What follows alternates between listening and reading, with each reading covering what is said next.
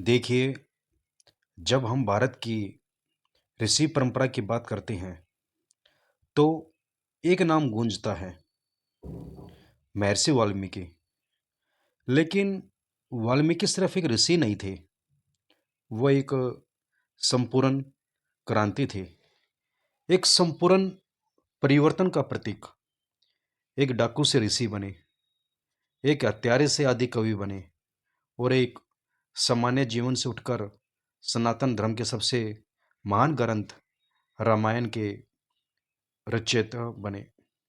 ये साधारण बात नहीं है, ये बात भीतर तक झकझोर देती है। कई लोग सोचते हैं कि अध्यात्मक में आने के लिए पहले शुद्ध होना जरूरी है। पहले पवित्र बनो, फिर ध्यान करो, फिर सेवा करो। लेकिन वाल्मीकि की कथा इस भ्रम को तोड़ देती है। उन्होंने तो अधर्म के गर्त से उठकर धर्म के शिखर तक की यात्रा की। वो हमें यही सिखाते हैं कि कोई भी पल आपके जीवन का मोक्ष का द्वार बन सकता है। बस हृदय से स्वीकार करना होगा। वाल्मीकि पहले एक शिकारी थे। कुछ कथाओं में उन्हें रत्नाकर डाकू कहा गया। जंगलों में राहगीरों को लूटना, हत्या करना, ये उनका जीवन था। लेकिन एक दिन एक ऋषि ने उनसे सवाल पूछ लिया, तो जिनके लिए पाप कर रहा है, क्या वो भी तेरे पाप में भागीदार बनेंगे?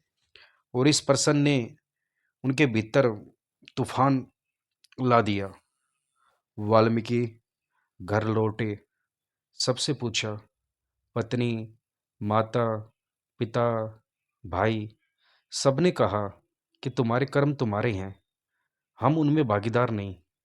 बस वहीं से उनके भीतर वैराग्य जागा। भीतर से कुछ टूटा, कुछ जागा, और वहीं से शुरू हुआ साधना का मार्ग। अब देखिए, साधना कैसी थी। गुरु ने कहा, राम नाम जपो। लेकिन रत्नाकर तो इतना ज्ञानी था कि राम भी नहीं बोल पाया, उल्टा बोलने लगा, मरा, मरा, मरा। लेकिन उसमें इतनी भक्ति थी, इतनी श्रद्धा थी कि मरा मरा जपते जपते राम राम में बदल गया। वो वर्षों ध्यान में बैठे रहे। चींटियां उनके शरीर पर बम भी बना चुकी थी। इसलिए उन्हें नाम मिला वाल्मीकि, यानी बम्बी से उत्पन्न ऋषि।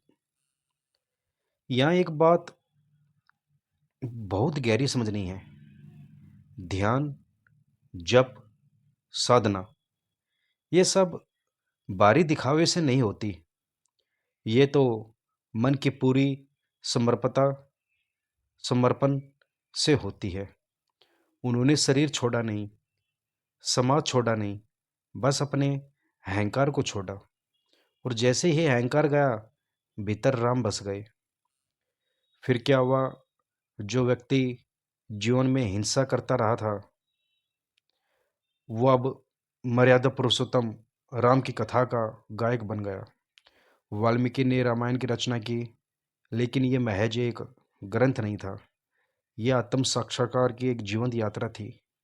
उन्होंने राम को देखा नहीं, लेकिन वो राम को जीने लगे थे। उनके भीतर राम जाग गए थे। वाल्मीकि के रामायण में जो राम है, वो किसी मंदिर की मूर्ति नहीं है। वो एक आदर्श है, एक मर्यादा की सजीव प्रतिमा।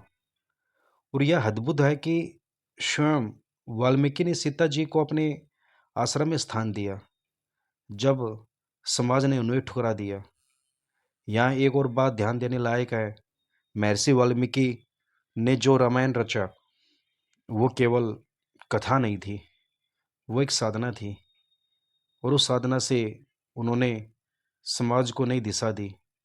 उनके जीवन में पहले रक्तपात था, अब उन्हीं के शब्दों से प्रेम, करुणा, धर्म की गंगा बहने लगी। आज हम सबको महर्षि वाल्मीकि से यह सीखना चाहिए कि कोई भी कितना भी गिरा हुआ क्यों ना हो, अगर वह सच में परिवर्तन चाहता है तो उससे बड़ा ऋषि भी बन सकता है। हमें ध्यान करना है, साधना करनी है और सबसे बड़ी बात, अपने कर्मों का उत्तरदायित्व लेना है। यही वाल्मीकि का संदेश है। वाल्मीकि जी सिर्फ एक व्यक्ति नहीं थे, वो एक दिशा थे। उनका जीवन हमें बताता है कि साधना सिर्फ आश्रम में बैठने का काम नहीं है। साधना का अर्थ है अपने भीतर के रत्नाकर को पहचानना और फिर उसी राम में बदल देना। और ये हर किसी के लिए संभव है। आज अगर हम अपने भीतर बैठे हिंसा, क्रोध, मोह, लालच और ईर्ष्या के रत्नाकर को पहचान ले तो शायद हम भी एक दिन अपनी रामायण रच सकते हैं। महर्षि वाल्मीकि ने कोई धर्म का प्रचार नहीं किया। उन्होंने किसी को हिंदू, मुसलमान, ब्राह्मण या शूद्र नहीं कहा। उन्होंने तो बस धर्म की अनुभूति करवाई। उन्होंने हमें यह सिखाया कि जब मन पूर्णतः समर्पित होता है तो शब्द स्वयं ईश्वर बन जाते हैं। इसलिए मेरे प्रिय आत्मा, आइए महर्षि वाल्मीकि के जीवन से हम यह प्रेरणा ले, बदलाव कहीं बाहर नहीं, राम कहीं बाहर नहीं, साधना कहीं जंगल में नहीं।